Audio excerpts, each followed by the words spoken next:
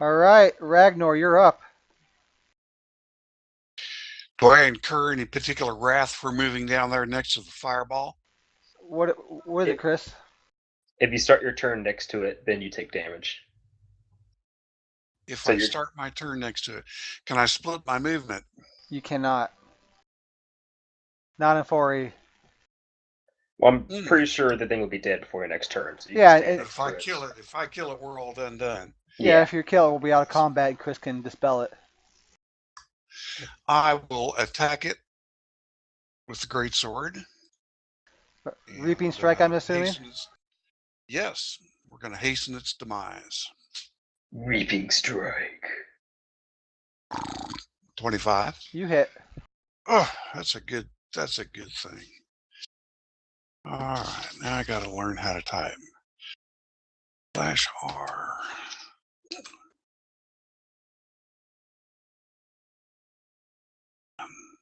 Plus 4. 6. Jimmy Hicks, the Goon Doctor. He is barely standing. You get a good slash right in his side. And he is bleeding heavily. You want to know what's sad is that we can't see the opponent's health, so the only real reason this is going on as long as it is because Shane likes to see us suffer. All right, give me some damage for the paladin, Chris. Oh, max damage. You kill off our ally. You do. He's dead. He's at 0. You smell smoke. Hazel. Well, Chris, And he go fails to his your first corner. saving throw. Mm-mm-mm.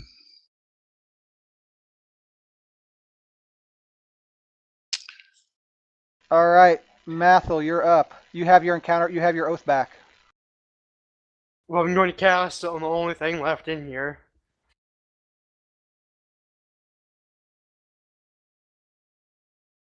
Now, Guy, Use your are you daily gonna power. mark it? Yes, I want to mark that guy.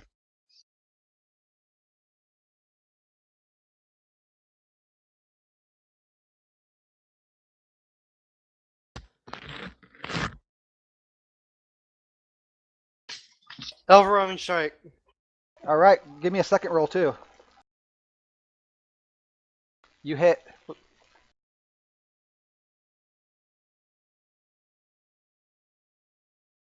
You need to roll damage. He had 1 hit point left. He's dead. I don't care. You kill it. Done. So we are now out of combat. I'm gonna say you're all out. You're all fine. What do you guys want to do about the paladin? Sitting there bleeding. I slap Mathis in the back of the head and I go, fix it. I can only burn things. I can't unburn them yet. Take away the flaming orb of death. Fine, I moved it there. Oh, I wanted to keep it.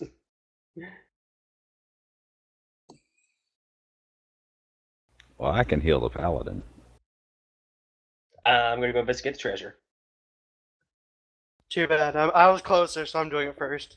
So I'm on the already seat of the here. chair, there is a large pile of gold and several other coins, and there is also what looks like a gauntlet Just or one? a pair of gauntlets. I'm Yeah. gonna ignore everything and go for the gauntlets. Yeah, there's no scrolls or anything. You forgot who the thief is. All I of will it's already backslap gone. you, sir. I got here first. Give I me wanna a get gauntlets. Mingo. Give me a heal check. Alrighty.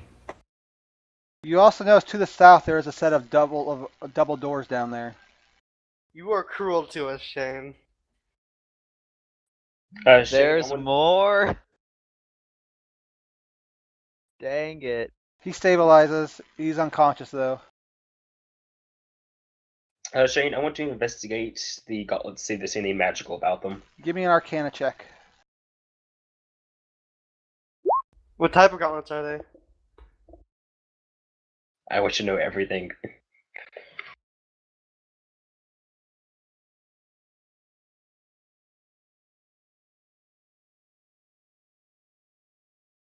Are they Minotaur-sized gauntlets? No. They're diva-sized gauntlets. Nope, they're definitely sized to gauntlets. I would be more interested on what's engraved on them, actually. Well, I'm investigating them right now, so Shane, hit me up.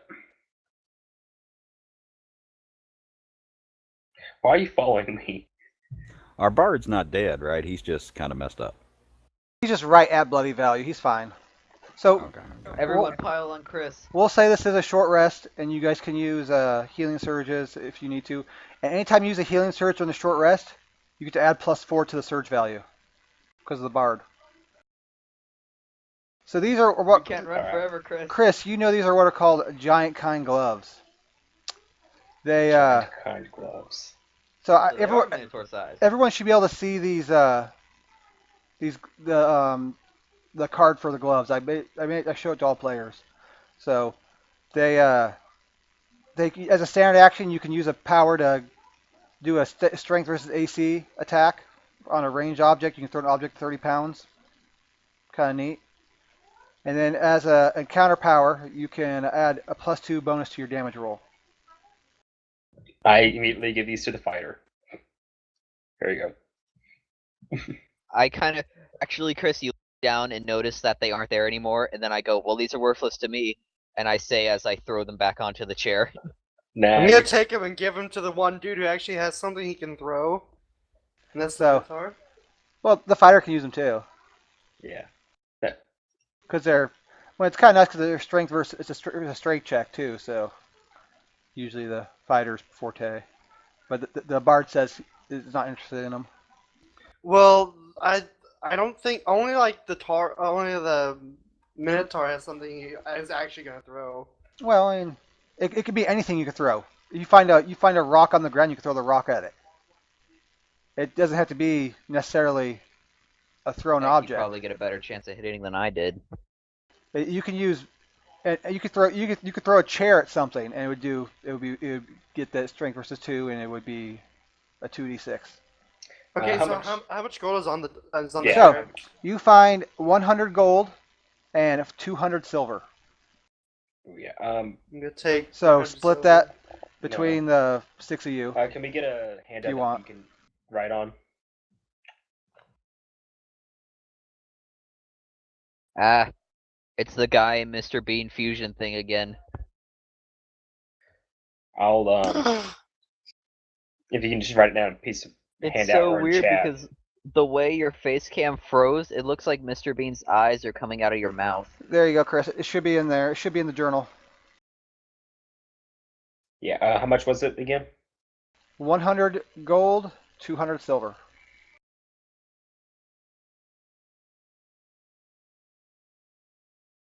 Okay, and then I'll split that up here in a second. Are we going to include the paladin in this splitting or not? Up to you guys. He's unconscious right now. In fact, you'll probably have to carry him out. Throw like 10 gold in his pocket and tell him we didn't find much.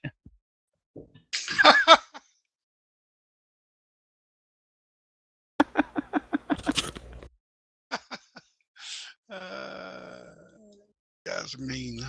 Okay. How is it that your father's like this totally moral cleric and you're just like the weaseliest little SOB I've ever seen? Well, that's why you're with him, right? Just to keep him out of trouble? Yeah, and you see how good that's working. I'm just kind of pulling it off as he doesn't exactly treat people he doesn't know like as good as other So- people he knows. The bard He looks. just has to It get to know says, you a bit. "Where are all the dwarves? What's behind this door?" I'm gonna scream at him. And he Don't walks you to the dare door. open that. Immediately, it's like the little dragon's big daddy. If that happens, I'm taking the Just a minute, Chris, okay? So he listens to the door, doesn't hear anything, and he goes ahead and he opens it.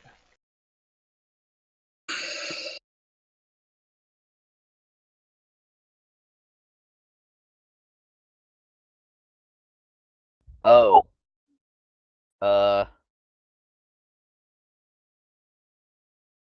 Behind the door, Okay. you see several bodies of dwarves, several dead dwarf bodies, Found the dwarves. and they look like they've been chewed on and munched on, and probably eaten a little bit.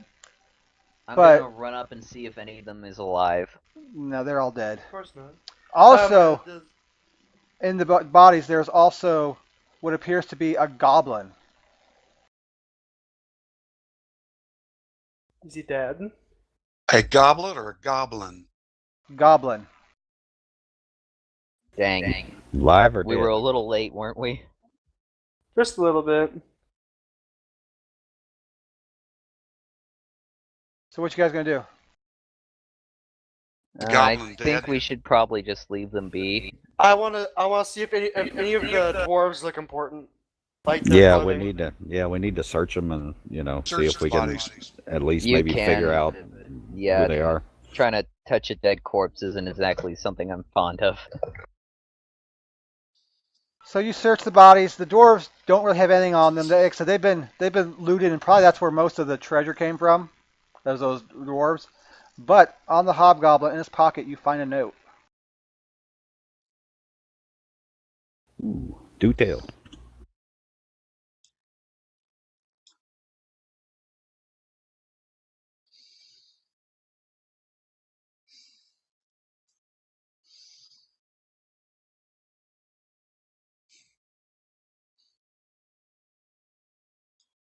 It reads, Frosttooth, war is upon us, and none can stand neutral.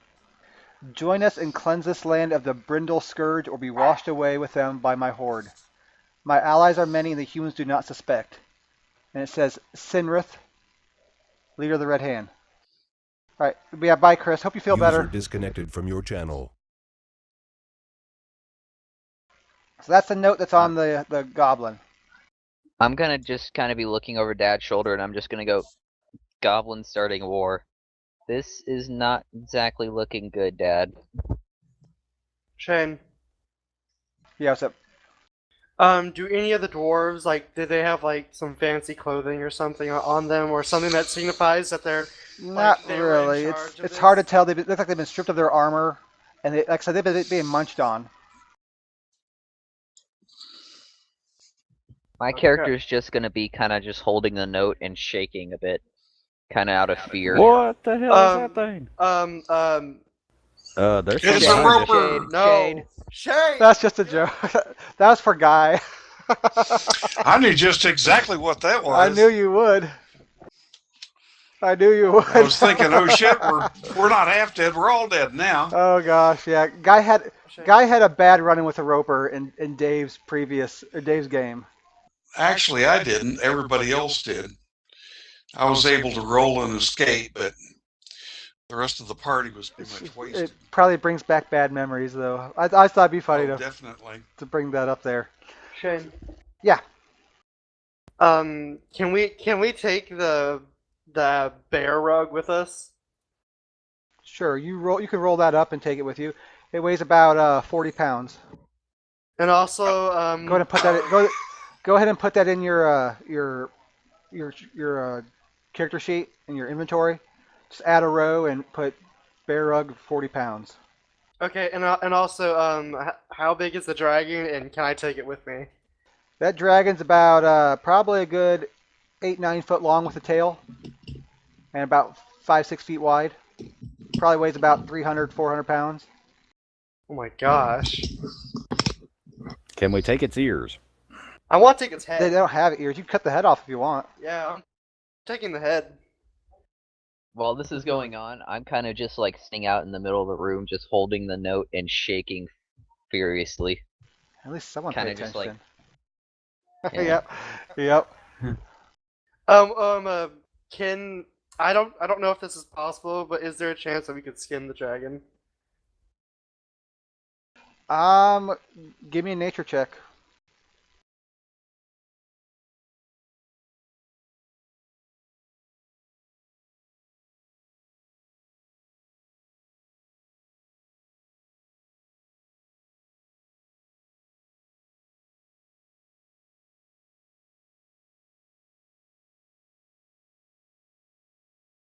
Cool.